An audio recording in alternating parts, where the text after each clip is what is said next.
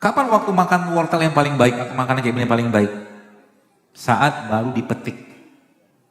Petik, makan, petik, makan. Jadi makanan yang dipanaskan berulang-ulang sebenarnya udah nggak sehat. Nggak sehat ya. Kepala, kelapa aja, udah malam. Ini kan berharga banget. Itu kadang-kadang saya mentadaburi ini, saya bilang, Masya Allah, Allah tuh maha baik gitu ya. Ini kan kelapa ini kan steril. Air dengan tingkat tonisitas yang sama kayak cairan kita. Kayak Anda minum cairan isotonik gitu, ini kelapa nih. Allah melindungi dia karena apa? Dia asam. Asam itu dia nggak boleh kena udara. Maka Allah lindungi dengan pembungkus yang sangat kuat. Maksud Allah, jadi kita melihat ini aja udah, ya Allah, maha baik engkau gitu kepada kami. Ciptakan kelapa. Dan kau bilang antara kelapa sama ini kan gak ada pembungkusnya. Mana lebih banyak mana? Banyak mereka ini. Jadi setiap sesuatu yang mau ciptakan lebih banyak, makanlah itu. Antara sayuran, buah-buahan sama daging, banyakkan mana? Banyakkan sayur dan buah-buahan dengan daging. Maka memang sejatinya kalau mau sehat kembali ke mereka-mereka ini. Ini yang kita sebut dengan living food, makanan hidup. Ada fitonutriennya, ada enzimnya, ada seratnya. Masya Allah, lengkap semua di sini. Ya, pagi-pagi misalkan ada, pagi-pagi itu bisa diubah teman-teman sarapannya ya. Dengan cara mengkonsumsi living food. Contoh nih ada misalkan ada apel. Gampang sekali sebenarnya. Anda ambil apel kayak begini. Biasanya sih ada yang bantuin. Enggak kedengeran ya. Biasanya, kajian saya itu ada yang bantuin. Biasanya. Biasanya begitu. Enggak apa-apa. Contoh ini ya. Anggaplah mana tadi? Apa tadi? Mangkoknya tadi mana? Oh belum dihabisin. Ini contoh aja ya. Misalkan saya ambil ini ada apel ya. Kemudian ada timun. Ya, kemudian tambah lagi ada apa ya? Nih, ada bengkoang. Dokter kok kayak tukang ujak gitu kan? Saya dari mahasiswa dulu memang suka masak. Karena memang menantu yang baik itu yang pintar masak katanya. Masak itu pakai hati, bukan pakai takaran. Tanya ibu, mau bikin sup ditimbang, jahenya sekian, cengkehnya sekian. Tapi kalau lagi bete dia, gak bakal kerasa tuh sup. Rasanya hampa. Tanya ibu-ibu. Betul gak bu? Gak ada nyaur. Jarang masak. Nah modal begini aja bu sekalian, termasuk ini. Jadi kalau kita mau lihat seorang itu biasa masak atau tidak dari potongan jeruknya. Caranya gimana? Jadi kalau dia gak biasa masak, saya mau perlu jeruk nipis buat diperes, dia akan potong kayak begini. Ini butuh tenaga ekstra pak. Tapi kalau dia biasa masak, dia akan potong kayak begini. Jeruknya ini. Nah, potongnya kayak begini. Kayak abang soto itu loh. Lalu ini kayak begini kan, simpel kayak begini, kasih. Sep. Terus kasih apa? Kasih madu.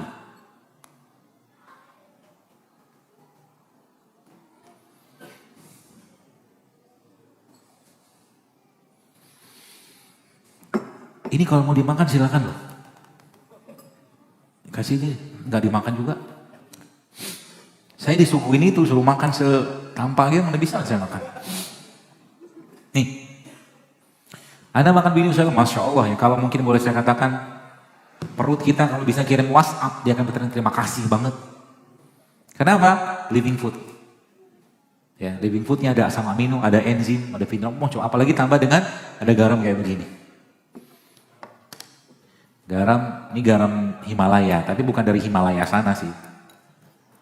Dari Pakistan katanya, tapi Indonesia juga punya garam yang namanya garam gunung organik. Ini jauh lebih sehat kalau boleh saya katakan daripada gorengan yang kita makan. Masya Allah kan, simple sebenarnya. Murah? murah. Tapi makanan kayak begini Anda rutinkan tiap hari tambah dengan sayuran tadi, Allahu Akbar. Generasi kita ke depan insya Allah akan sehat. Dan kita harus mulai dari sekarang. Saya agak khawatir lihat negeri kita ini.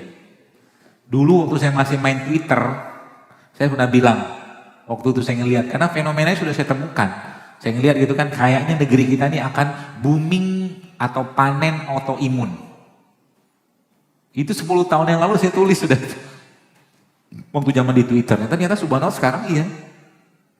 Anak-anak kemarin saya lihat umur 7 tahun apa 9 tahun kena psoriasis coba. Psoriasis itu autoimun loh.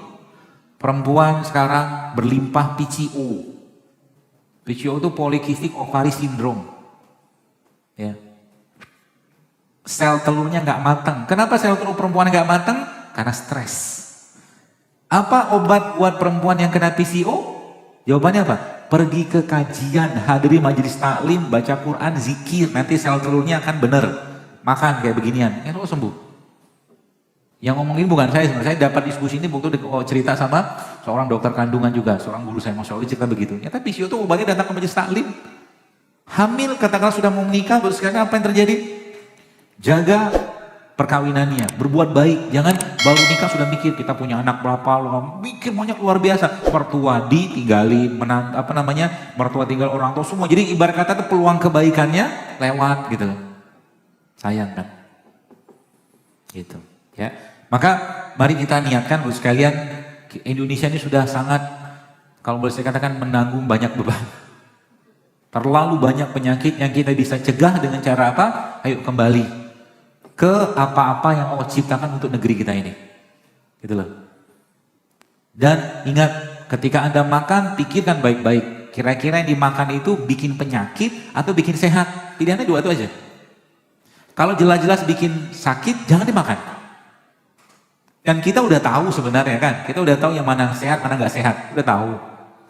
Kalau udah ngerti nggak sehat, jangan dimakan. Sekarang saya mau tanya, kita deklarasi dulu. Bapak Ibu siap hidup sehat? Untuk apa? Untuk Allah. Untuk lebih taat kan gitu kan? Agar tahajudnya lebih berkualitas. Agar sholat hariannya lebih berkualitas. Agar ngajinya lebih berkualitas. Agar semua ibadah itu lebih berkualitas. Dan ketika Anda niatkan karena Allah, maka ketika Anda minum serai, minum jahe, minum kunyit, niatnya karena Allah, maka dapat pahala. Hidup sehatnya kita bukan untuk gaya-gayaan. Tidak. Hidup sehat kita untuk bersyukur dan bagian dari ketaatan kita kepada Allah Subhanahu wa taala. Dua hal ini jangan pernah Anda tinggalkan. Yang pertama apa? Rempah. Rempah. Ya. Rempah sama rimpang itu aja sebenarnya. Ya. Modal kayak begini ya, Masya Allah nih, saya pernah nyobain, nanti Bapak Ibu bisa cobain ini. Ini minuman sederhana tapi efeknya luar biasa. Nanti Anda ambil jahe. Nih, ibu-ibu juga nih. Jahe, kemudian kunyit, jahe, kunyit, kemudian lengkuas, kemudian serai. Ini jahenya paling banyak, nomor 2-nya kunyit, yang nomor 3-nya lengkuas, nomor 4-nya serai. Yang 4 itu tadi. Kemudian ada kasih air panas, air dispenser aja cukup lah. Kemudian setelah agak dingin, teman-teman kasih jeruk nipis, gitu kan, sedikit aja. Setelah itu disaring. Setelah itu disaring, ambil sarinya.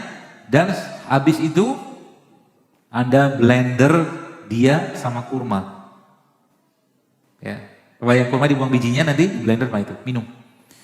Saya nyebutnya ultimate rimpang. Jadi 4 yang terbaik itu ada kunyitnya, ada jahenya, ada lengkuas, serai, ini kan bukan rimpang, ya serempah lah. Itu terbaik. Apa efeknya? Antioksidan ada, buat pencernaan ada, buat otak ada, buat jantung ada. Kapan minumnya? Saat tubuhnya istirahat. Malam. Mau tidur, minum itu. Karena malam adalah waktu terbaik untuk tidak banyak makan. Jadi malam-malam kayak begini sudah pada makan belum? Jangan makan. Bagus gak usah makan. Karena kan malam adalah waktu tidur. Wa ja'alna laila libasa. Dan kami jadikan malam sebagai waktu istirahat. Kecuali memang gak makan dari tadi pagi ya. Silakan makan. Tapi kalau sudah makan, gak usah makan lagi malamnya. Apa yang harus Anda kerjakan? Restorannya sudah tutup. Bahasa saya itu restoran kita udah tutup nih. Kerjaannya staf di restoran sekarang bersih-bersih restoran. Oke? Bersih-bersih restoran. Kalau mau bersih-bersih, bekali petugas restoran yang bersih-bersih tadi dengan alat pembersihnya. Alat pembersih mereka apa? Ini salah satunya tadi. Rempah tadi. Jadi sebelum tidur minum itu dulu, Masya Allah. Efeknya nanti apa? Tidurnya akan pulas dan jangan lupa zikir sebelum tidur. Selanjutnya apa lagi? Ya, bangun malam. Jangan lupa bangun malam. Paksain Pak Bu, paksain serius. Bangun malam tuh ya, Pak Bu saya katakan, kalau kita setelah ceritanya hidup saya kayak begini, mau terbebas, mau jauh dari kanker, mau jauh dari penyakit degeneratif, penyakit negatif contohnya apa? Stroke, darah tinggi, kencing manis, seperti itu ya. Bangunlah malam. Itu waktu terbaik tubuh kita untuk meregenerasi sel malam itu. Ya, simple sebenarnya. Ya, ada rempah, ada rimpang. Satu lagi ini, ya mungkin terakhir sebelum tanya, ini nih, tempe. Ya, jangan lupakan mereka ini. Ya. Tempe merupakan salah satu makanan paling sehat untuk pencernaan kita. Ya. Pagi-pagi boleh makan tempe? Boleh. Ya. Caranya gimana? Potong aja tempe, celupin madu.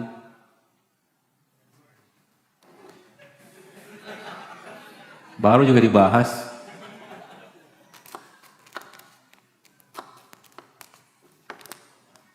Ini gak mentah, kan kedelainya udah direbus. Gak tahu, saya gak tahu.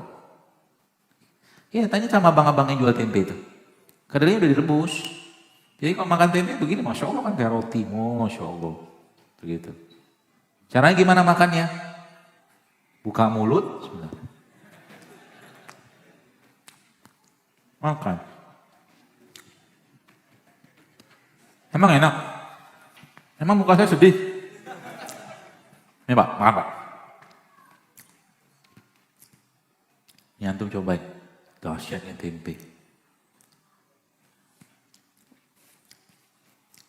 Ini maaf. Langsung dimakan. Enak? Enak. Serius? Gak bersalah gitu kan? Madu Sumbawa, bukan madu Yaman. Yaman? Gak tahu? Pokoknya madu lah. Madu yang baik apa? Madu yang baik itu madu yang sanatnya jelas, rawinya jelas, matannya jelas. Itu ya, ada probiotik, ada rempah, ada rimpang, ada fitonutrisi, sehat insya Allah, tenang aja. Jadi kalau kita bilang, mungkin sekarang kalau kita udah mulai oh ternyata masalah di badan saya selama ini apa? Rempahnya nggak ada, rimpangnya nggak ada, probiotik nggak ada, prebiotik nggak ada, sayur jarang, air jarang. Sekarang kenapa perempuan-perempuan sekarang banyak masalah di pencernaan atau reproduksinya? Gimana enggak? Masalah? Ya. Wanita-wanita itu sekarang, kalau saya katakan, kenapa menstruasi mereka? Jadi ibu-ibu dengar baik-baik kata, menstruasi pada perempuan nggak boleh sakit normalnya. Kalau sakit sedikit aja, nggak boleh terlalu lama, ya. Terus nggak boleh berlebihan jumlah darahnya, nggak boleh. Kalau mens aja, ya insya Allah seperti itu. Caranya gimana? Terutama makanan-makanan yang berbasiskan tepung dikurangi deh perempuan. Nah, itu salah satu biang utamanya lah. Ya. Kalau Anda tanya sama ibu-ibu itu apakah mereka makan tiap hari? Belum tentu makan. Makan bahasanya kita ya, ada nasi, ada apa, tapi baksonya, mie ayamnya. Kan tepung semua kan? Kan begitu. Akhirnya apa? Bermasalah. Caranya gimana? Tadi salah satu resepnya. Makanya kalau teman-teman baca, saya kemarin agak surprise, agak kaget juga Masya Allah. Waktu saya survei di Instagram itu. Berapa orang yang berhasil hamil dulu. Itu kan komennya dari 5.600 komen loh itu. Dan itu ilmu semua. Ada yang 10 tahun gak bisa hamil, macam-macam loh. Waktu saya baca, oh Allahu Akbar, ternyata semudah itu ya. Semudah tuh, ada yang saya suka tuh apa? Yang saya suka, dok, kata dia begini. Saya kemarin ketemu di Surabaya. Di Bandung maaf. Ada bapak-bapak dari Lombok, dia nyapa saya, Ustaz, ya, Assalamualaikum, Terus dia bilang, saya lagi program hamil nih. Kata dia, alhamdulillah saya bilang, barakallah, saya bilang, semoga berkah lancar, Allah mudahkan semua. Dan sekarang saya sudah mulai rutin berpuasa, itu yang saya kejar. Paham ya? Jadi sebenarnya yang kita butuhkan sekarang, ya, bukan mereka-mereka ini gitu loh. Sering saya bilang, orang-orang yang ikut program bayi tabung boleh, saya bukan dilarang, saya juga nggak bisa melarang juga. Tapi pernahkah kita berpikir gitu kan untuk apa? Bayi tabung katakanlah sekian puluh juta, 100 juta misalkan. Cobalah dana itu juga disedekahkan kepada orang-orang miskin. Pondok pesantren, minta sama mereka didoakan. Nah sekarang kita tuh butuh kayak begitu sebenarnya. Yang kita butuhkan apa? Bagaimana kolbu kita itu terikat sama Allah. Apa susahnya bagi Allah memberikan anugerah kehamilan sebenarnya? Masalahnya apa? Masalahnya udah sakit, udah belum dikasih keturunan, tahajud males, ya, duha males, baca Quran males, sama Allah nggak beradab atau kurang beradab gitu loh. Gimana Allah mau kasih? Gitu loh. Sama badannya pun kurang beradab. Kurang beradab maksudnya apa? Lebih banyak menzolimi badan gitu loh. Sampai kapan mau kayak begitu? Sayang Pak Bu, ya. Benar, dengan atau tanpa hidup sehat kita akan mati. Benar. Tapi bagi saya pribadi, saya mau cari peluang-peluang pahala. Ya, dengan kita sudah tahu ilmunya sedikit, caranya gimana? Ya, jaga badannya. Sehingga nanti ketika makan-makan beginian, minum beginian diniatkan karena Allah, dapat pahala kan? Dapat pahala lagi. Apakah dengan itu kita tidak mati? Tetap akan mati, tenang aja. Ya, pasti mati kan? Gak usah, apa bahasa saya itu, ya gak usah berlebihan juga. Nanti pada akhirnya yang kita butuhkan nanti, bagaimana makanan-makanan sehat ini kita makan secukupnya, sisanya kita kasih orang, itu nanti yang kita lebih butuhkan. Anda makan semangka satu potong, gak bisa juga makan satu kan? Makan satu potong, dua potong, sisanya kasih ke orang, dan itu nutrisi yang terbaik untuk kita. Sedikit aja makan, gitu loh teman-teman sekalian. Dan itu memang butuh dibiasakan, ya termasuk sedekah ya. Sedekah itu kan suatu makanan hati yang paling baik. Makanan tanda kutip ya, nutrisi kolbu yang paling baik itu memang sedekah salah satunya di luar Quran. Quran itu memang luar biasa. Ya. Jadi semua syariat yang Allah perintahkan dalam Al-Quran atau mungkin dicontohkan Nabi SAW, semuanya menyehatkan. Tapi kita tidak melakukannya untuk sehat, kita melakukannya karena ketaatan dan kewajiban, itu aja. Ya, sholat aja kalau dikerjakan dengan baik itu alhamdulillah, masya Allah, efeknya luar biasa ke badan. Ya, seperti itu. Baik, saya kira mungkin mudah-mudahan dapat gambaran ya seperti apa ke depan, dan saya harap ya apa-apa yang saya sampaikan ini dipraktekin gitu. Ya, siap dipraktekin? Bukan karena saya, bukan untuk saya, bukan untuk Anda juga, tapi untuk Allah. Itu aja. Jadi negeri kita ini mudah-mudahan dengan ini beban pemerintah, beban Departemen Kesehatan bisa berkurang kan? Ya. Ada bayangkan kalau setiap hari kita kembali kayak begini, insya Allah kan jauh lebih baik ke depannya. Ya. Setiap ada kajian